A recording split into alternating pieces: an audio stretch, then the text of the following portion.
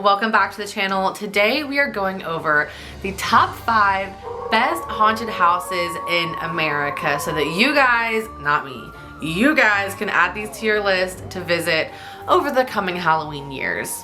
Alright, so first off, I want to start with something a little bit different because when I was doing research for this, another article came up because I didn't type in just the right nomenclature into Google, and it gave me the 5 most haunted houses in America instead of the best haunted houses, if that makes sense. So I thought this was really funny. The #1 most haunted house supposedly is the White House, which kind of makes sense. A lot of different people have lived there, probably more than every other house ever, because you've got so much staff and security and you've got a new president coming in every 4 to 8 years. It makes sense that a lot of souls might make their way back to the White House or have reasons to want to haunt the haunted house, or to have reasons to haunt the White House. Jeez. The second most haunted house is apparently Myrtle's Plantation. This 1796 plantation home was apparently built on an Indian burial ground, which is rule #1 not to do. So people are saying that there are many haunted happenings there. Next up, we have the LaLaurie Mansion, which is a New Orleans mansion from the 1830s. It has been one of the most haunted and frightening locations in the French Quarter in New Orleans, Louisiana. LaLaurie, the original owner of the mansion, was a wealthy socialite and apparently cruelly tortured many of her slaves in the attic of the home. So yeah, that would give you reason to come haunt people. The Winchester House falls after that. This is a house in San Jose, California, built in the 1800s. This is also the same family that manufactured the Winchester rifles that people use today. And apparently after the deaths of her husband and her daughter, Lady Winchester contacted a medium who suggested she build a house to ward off evil spirits. Apparently she tried to consult the spirit of her husband while building the house. And so now, this house that was supposed to ward off evil, I guess, is haunted. There's secret panels and staircase that lead nowhere, it sounds. And it says that the home is sanctioned by the U.S. Department of Commerce as being haunted. That's pretty darn haunted if it's government official, I'd say. Next, we have the Stranahan House, which is in Broward County, Florida, built in 1906. Apparently, Mr. Stranahan, who went through the Great Depression and a great deal of just mishappenings, suffered from depression, died by suicide in 1929, and now is rumored to haunt his former home, as well as his wife, Ivy. So those are the 5 of the most haunted houses in the US, but that's not why we're here today. I'm sorry for the detour. I hope you guys still enjoyed it. I found it a little bit interesting that there is a lineup of the most haunted places you can visit. The most haunted one being the White House. Now we're going to get into the top 5 best haunted houses in the US. And we're gonna do a bonus one, and you'll see why in a second. At number 5, we've got Bates Motel and Haunted Hayride. Located just outside of Philadelphia in Glen Mills, Pennsylvania, Bates Motel offers plenty of terror and torture and all things scary for you to enjoy. If you guys have watched the Bates Motel TV show and you've also been to the Bates Motel haunted house, let me know. Is there similarity? Is one based off of the other? Is that a thing? I don't know. I loved the TV show.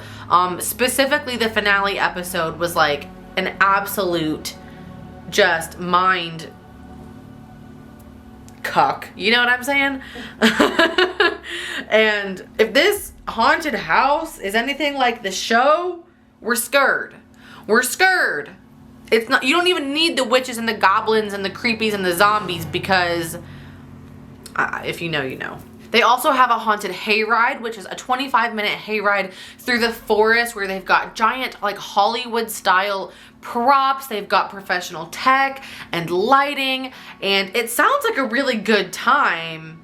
Just not for me, because I don't do jump scares. That's not for me, but you guys enjoy. In number 4, we've got the Headless Horseman Haunted Attractions. Located in Ulster Park, New York, The Headless Horseman Haunted Attractions is an immersive experience that focuses on cool special effects and costumes and makeup, animatronics, and unusual monsters.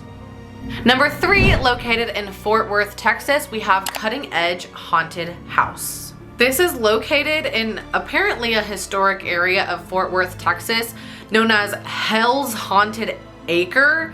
So I feel like we're off to a good start. It also says the fun doesn't begin when you enter the haunted house. It starts when you park in the parking lot. So that's a long experience if I'm already getting haunted when I just park my car. I don't even got my tickets out yet and you're popping up on me? Whew, y'all are so brave. This haunted house is in a 100-year-old meat packing plant, okay? Which is like, meat packing plant, okay, that provides a level of creepy to me. Second of all, what kind of meat packing plant? You know what I mean? Third of all, if it's not that kind of meat packing plant, how often was it used as a disguise for some murders? All I'm saying is that it would be really convenient if you just mixed some human up in some beef and sold it. Like, no, that would be pretty irretraceable, you know what I'm saying? So I feel like this place is haunted without being like a manufactured haunted house. Like, it's already just haunted. That's what it's giving to me. Here you can go on a 55-minute haunted experience with special effects, a human maze, twisting corridors, live actors. It says it's a multi-themed, multi-storied haunted attraction. So if that's what you're after, honey, go for it. I mean, I really should do a video of me going through a haunted house because I wouldn't last a second. Because the problem is that when you jump out at me, I punch. So I don't know if that's a good idea. Number 2, we're getting into some that I've actually heard of previous to this video, and that is the Pennhurst Asylum. I don't know if you guys have heard of the Pennhurst Asylum. I definitely have. I can't place it in my brain. I don't know why or where I've heard of it, but I just know that name. So it must be pretty popular. Oh! Okay, hold on. I'm gonna just read this like word for word for you guys because now it's making sense. Okay. Also, why is places around Philadelphia so haunted? Because that's where we started and that's where we're back. I will also leave the article below because there's like 10 more, or there's 5 more haunted houses that I'm not mentioning in this video in this article that I'm using for this video. So I will link it below if you guys want to check out some of the other haunted houses that are very top rated. But listen, located about an hour from Philadelphia, Pennhurst opened in 1908 as a state school for the physically and mentally disabled and operated until it closed in 1986. Now the haunted hospital complex is open as Pennhurst Asylum, with 3 haunted attractions to push visitors to the limits of their sanity is how they describe this. No. The infamous Max Security Wing is home to some of the world's most dangerous criminally insane.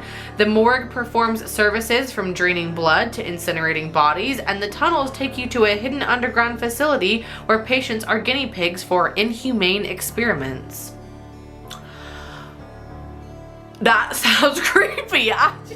This is what's so funny about me as just a Halloween loving person, is that like, I love to read about all this stuff. I love to learn about it. I love to listen to it. But like, even though I know it's fake, you want to put me in that scenario and immediately I cannot do it. I just don't know how people do this. Clocking in at number 1, we have Field of Screams. Field of Screams. Located in Olney, Maryland, this is a whole different type of experience. They've got a haunted walk through the woods. They've also got a trail of terror, and they've also got apparently 13 haunted houses that you can walk through that are oftentimes themed, where you'll see maybe dead bodies, maybe some clowns, maybe some zombies. You're gonna get a taste of a little bit of everything, it sounds like here. They also have like carnival games that are twisted around to be a little bit, you know, extra ooky kooky spooky for your experiencing. I mean, it just sounds like, this one sounds like maybe I would be down for. It doesn't look as scary as the other ones. It seems more like, I mean, it still seems pretty scary, but it seems like there's something for me too other than the gift shop. Like, I could at least play, what is it called? I could at least play body beanbag pumpkin toss while everybody's getting scared inside. I could do that. All right, one more I have to mention because it's in my home state here in Georgia. In Stone Mountain, Georgia, we have the Netherworld Haunted House. Netherworld is, again, a walk-through, self-guided, dark haunted house experience with live actors, animatronics, costumes, special effects, all the good stuff. Have you ever been to Netherworld? No. I don't do haunted houses. Isn't it in Atlanta? No, it's in Stone Mountain.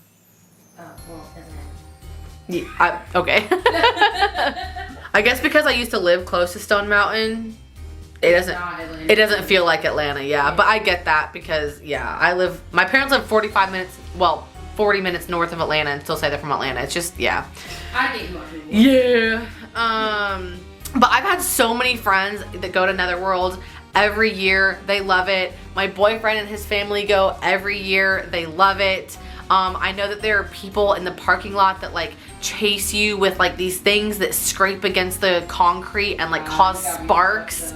Yeah, no, it's a no for me. But I will say, I know the gift shop is popping because every time Brendan brings me back a present, because he knows that I'm sad that I'm missing out on family time, but he also knows that there's nothing I will do to go put myself through that. I just won't. So at least he always brings me back a present, and they always have so much cute stuff at the Netherworld Haunted House. So if you're like me and you can't do haunted houses, at least ask someone to grab you a couple things from the gift shop because they always have really cute stuff. Alright, you guys, that is the end of this video. I hope you guys enjoyed this little download of the most and best haunted houses in the US. Please let me know in the comments. Please let me know in the comments below if you've been to any of these places, the best or the most haunted houses. Let me know if you've been to any of these places. Let me know of your experiences. Definitely let me know if you've been like if you've been confronted by any ghosts, because I really want to know about that. Yeah, just let me know, and let me know your reviews. Let me know if there's a haunted house that you think I could get through. I doubt there is, because I can still remember vividly the kiddie one that I went to as a kid and I hated it. So the hauntedest house that I'll go to is Haunted Mansion at Disney World. That's as most as you're getting from me. And there's even one little jump scare that gets me every time. If your dune buggy turns around at the right moment, there's like a little head that pops above a gravestone. Oh, I scream every time. And every time I'm like, oh, it's him. So it's not for me. But anyways, I hope you guys enjoyed this video. Give it a like if you did. Hit that subscribe button down below. I am here every single day until Halloween night. So come hang out with me. We got lots more Halloween content to go, and I'll see you in the next video. Bye.